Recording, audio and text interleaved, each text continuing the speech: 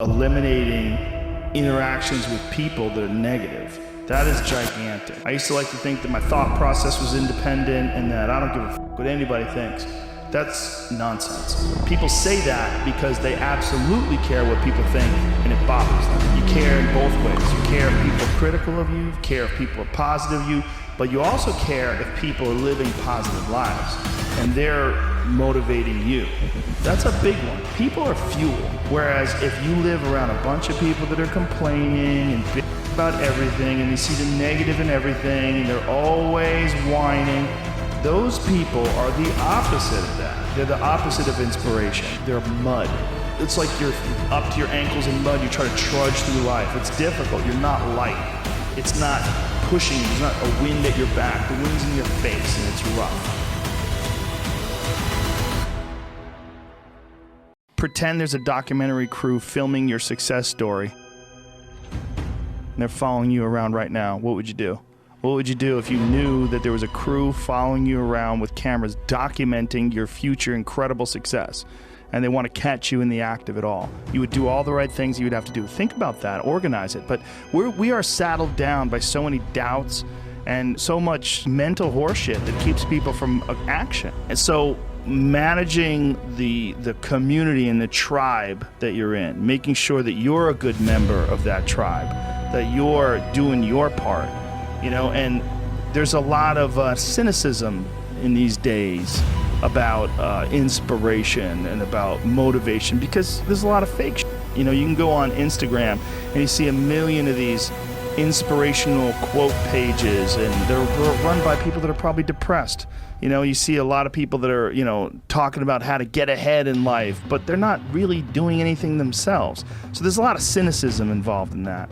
But there's also sincerity in it, and you can get, if you just look at it with a pure heart and a pure mind, you can get a lot of energy out of that. And when you're around happy, inspirational people that are successful, it makes you feel better and you get inspired. And if you act on that inspiration, your life will be more fulfilled. You've got to accept yourself for what you've done wrong, do your best, and also find some difficult shit to do, because that gets away a lot of the anxiety that you carry around in your body. A lot of the difficult things make regular life less difficult. And that sounds so simplistic, but particularly physically difficult things. Because when you do things that are physically difficult, the strain of making yourself do those things, it's very valuable. It's not just valuable like exercise and fitness and martial arts and running and whatever you're doing that's really difficult. It's not just valuable in terms of like health and the way you look, but it's also valuable for your mind, maybe even more so. Because regular life can be confusing, and little things that go wrong and little problems that arise are exacerbated by the fact that you're not accustomed to dealing with hardship. And it's not just inspirational in terms of financial success, but in terms of doing difficult things, whether it's running 100 miles, it doesn't pay you a goddamn thing other than the wealth of the knowledge that you can push yourself to such an extreme. Or anything else, whether it's someone who becomes really good at playing chess or someone who's really good at martial arts or whatever it is. There's a great feeling in these overcoming these difficult things, because life is never this just constant state of I'm at a 9 all day, and when I'm with my wife I hit 10, yay, and I stay like that. That's not real as far as like the meaning of life. Without that, you have nothing. You know, one of the biggest failures in life is to be extremely successful financially, but everybody hates you. Everybody hates you and you're just miserable and alone and angry and depressed and sad. You know, when you hear about rich, famous people that commit suicide, like, wow, you missed the mark. You got some parts right, but you put too many eggs in one basket. You put too many eggs in the financial basket or the success basket or the accomplishment basket, and not enough in the friendship and love basket. And there's a balance to that.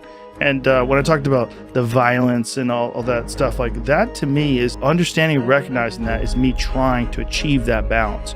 It's to like go kill those demons so that this boat is level. That's where it all comes from. It all comes from life lessons, and the lessons are learned through struggle. And I think that there's a lot of people out there that think somehow or another you're going to get to some place where you're living in silk sheets and you're getting your toes done while someone's dropping grapes into your mouth. I don't want that. I've never wanted that. That guy's not going to be happy. He's going to be bored. An hour into the grapes, you're going to get those grapes away from me. Stop painting my toes. What am I doing in this bed?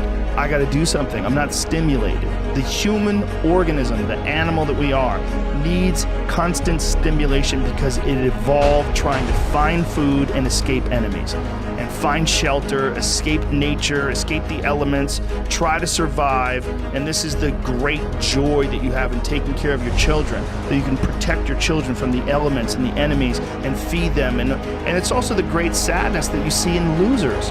When I see a loser, I see some guy who's 43 years old, lives in his parents' basement, and he hates the world. I'm like, that was a baby.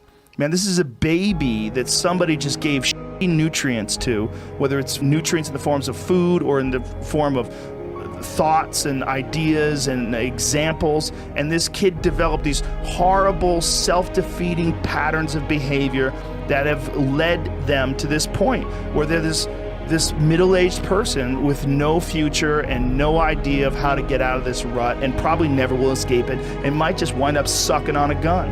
You know, I mean, this is the world that we live in today. And I think part of that world is because we have been fed this line of horseshit that you're supposed to seek comfort. And I don't think you are. I think you're supposed to seek lessons, and you're supposed to seek difficult tasks and accomplishments. And through those things, and through doing things that are hard to do, even if it's just a 90-minute hot yoga class. I do a 90-minute yoga class, man. Those last 20 minutes, I do not want to be there, man. And I definitely don't want to give 100%. And I can cheat. But if I don't, and I get through it, when that time is up and the lady says namaste and everybody gets up, I'm like, man, I made it. You know, I lost 15 pounds. My yoga mat is drenched to the point where I could literally wring it out and fill a jug up with water. But through that struggle, I will now have a better day, and I better do it again tomorrow, or do something else. Because if I just think, well, tomorrow I'm just gonna coast and eat Twinkies and watch TV. Oh, hello sadness, my old friend. Hello depression. Because when you're not doing anything, you feel like, and that's just part of being a human being. And we can pretend that we're something other than what we really are, and we can pretend, nah, me, man, I'm just cool, just chilling, doing nothing. Bullshit. You're a human. You're a human being. You evolved from the hundreds of thousands of years of hunters and gatherers and people that were struggling.